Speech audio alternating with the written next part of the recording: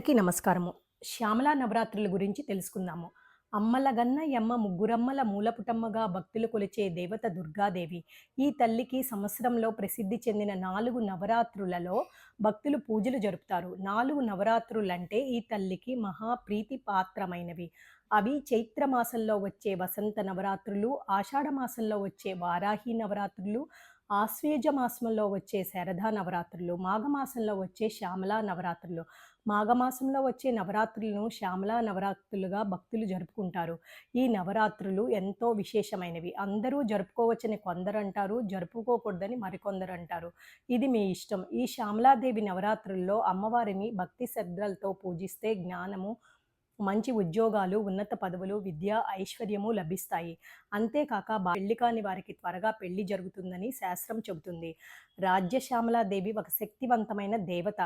ఈమెను మాతాంగి, రాజమాతాంగి, రాజ్యశ్యామల, లఘుశ్యామల అనేక రకాల పేర్లతో పూజిస్తారు. ఈమె నీలమేఘ రూపంలో చిలుకతో వజ్ర వైడూర్య మణిమాణిక్య స్వర్ణాలతో పదగబడిన మహాసింహాసనంపై ఆసీనురాలై భక్తులను అనుగ్రహిస్తుంటుంది. నుదిటిపై చంద్రవంక అలంకరణతో తేజోమయ శక్తిగా ఆకుపచ్చని వస్త్రాలు ధరించి కెంపులతో అలంకరింపబడిన వీణను మీటుతూ మనకు దర్శనమిస్తుంది.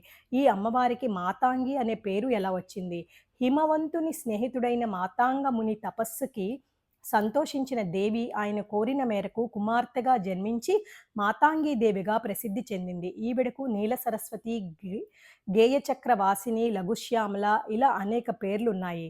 లలిత అమ్మవారి కుడివైపు శ్యామలాదేవి ఉంటుంది. లలిత అమ్మవారు శ్యామలాదేవికి అనామిక ఉంగరాన్ని రాజముద్రికగా అలంకరించి ఆమెను ప్రతినిధిగా చేసి రాజ్యభారమంతా అప్పగించింది. అందుకే ఈమెను రాజమాతాంగి, రాజ్యశ్యామల అని కూడా అంటారు. పదవులు, హోదాల కోసం ఈ తల్లిని ఆరాధిస్తారు. జ్ఞానం, వాక్శుద్ధిని ప్రసాదించే తల్లి. అప్పుల బాధలు తీరడానికి, వ్యాపారంలో ఆటంకాలు తొలగడానికి కూడా ఈ తల్లి స్తోత్రాలు చేస్తూ చదువుకుంటే మనకున్న బాధలు తొలగిపోతాయి. పీఠాన్ని ఏర్పాటు చేసుకుని, ఫోటోని పెట్టుకుని లయబద్ధమైన కోరికలు కోరితే తప్పకుండా తీరుస్తుంది. 9 రోజులు ఈ పూజలు చేస్తారు. 9 రోజులు కుదరపోయిన వాళ్ళు లాస్ట్ 3 రోజులు కూడా చేసుకోవచ్చు. అనేక సమస్యలు తీరుతాయి.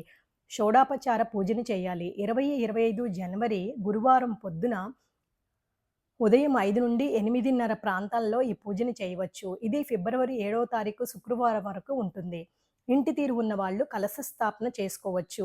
అఖండ దీపం ఎవరైనా పెట్టుకోవచ్చు. పానకము, వడపప్పు, తాంబూలము, దండకము, స్తుతి ఇలా షోడాపచార పూజలు చేస్తారు. ఓం తస్సత్.